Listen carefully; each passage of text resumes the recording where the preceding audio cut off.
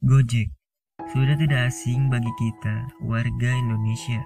Perusahaan ojek online ini sangat membantu kita dalam memesan jasa ojek, pengantar makanan, kurir, dan lainnya melalui smartphone. Tidak seperti dulu, kalau kita mau memesan ojek, kita harus mencarinya terlebih dahulu. Dan sekarang semuanya serba mudah karena adanya aplikasi Gojek yang tinggal kita pesan dari rumah. Semua itu berkat kerja keras Nadiem Makarim, sang pendiri Gojek. Nadiem Makarim lahir 4 Juli 1984. Beliau diketahui mulai bersekolah SD di Jakarta. Kemudian ia lulus SMA di Singapura.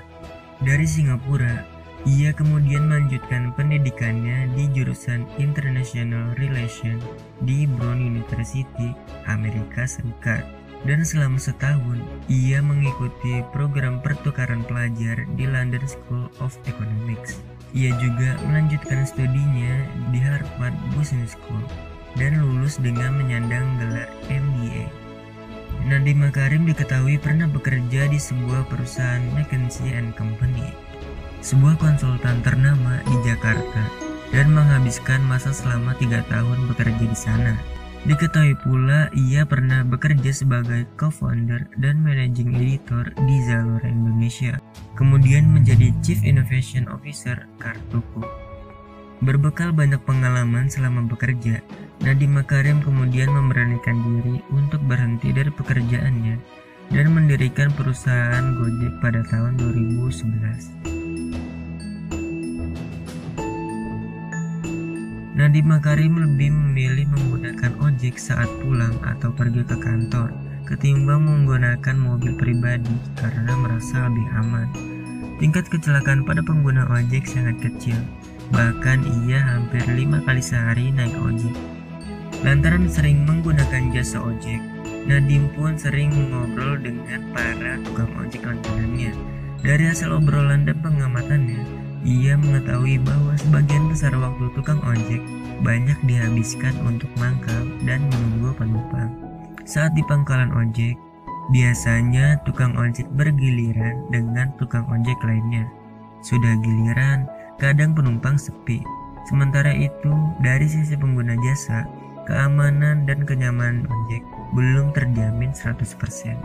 Dari hasil riset itulah ia mendapatkan ide bagaimana orang bisa dengan mudah memesan ojek melalui ponsel tanpa harus repot ke pangkalan ojek. Jadi orang yang jauh dengan pangkalan ojek pun dapat menikmatinya.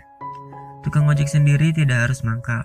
Bagi penumpang, menggunakan ojek juga lebih aman karena jelas dan terdaftar.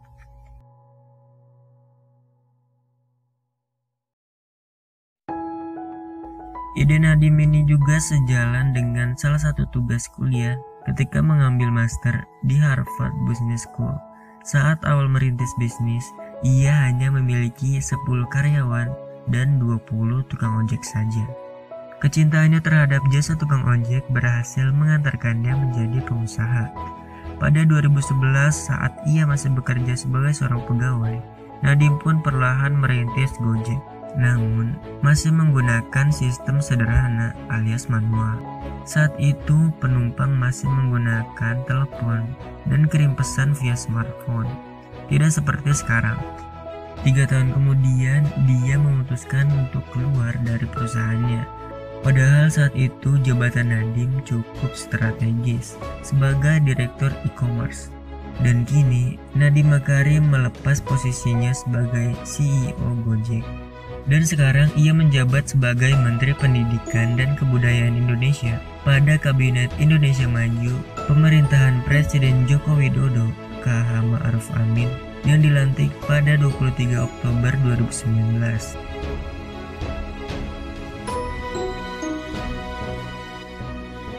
Dan kini bila mengacu pada data per 2018, Gojek memiliki 1,7 juta pengemudi, 300.000 mitra GoFood, dan 60.000 penyedia layanan. Dan bila pada tahun ini jumlahnya ditargetkan naik 2 kali lipat, maka mencapai 3,4 juta mitra pengemudi.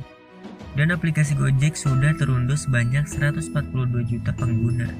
Gojek Group pun kini telah beroperasi di 5 negara di kawasan Asia Tenggara, yaitu di negara Vietnam, Thailand, Singapura, dan Filipina. Padahal di awal Januari 2015 saja, mitra sopir ojek masih sekitar 1.000 pengemudi. Dan aplikasi mobile Gojek juga baru diunduh sebanyak 400.000.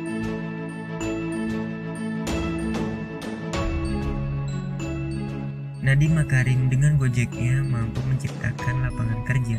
Setidaknya ia dapat mengurangi pengangguran di Indonesia yang jumlahnya semakin bertambah. Driver ojek sekarang bukan hanya sebuah profesi yang dipandang sebelah mata, namun kini menjadi profesi bergengsi yang memang kehadirannya dibutuhkan masyarakat. Kita patut bangga dengan sosok Nadiem Makarim, sang pendiri Gojek. Dengan usaha kerasnya, ia mampu mengusung Gojek menjadi bisnis yang populer. Walaupun di tengah-tengah perjalanan bisnisnya, ia menemukan permasalahan seperti gesekan dengan tukang ojek tradisional karena dianggap merebut atau mengurangi pendapatannya.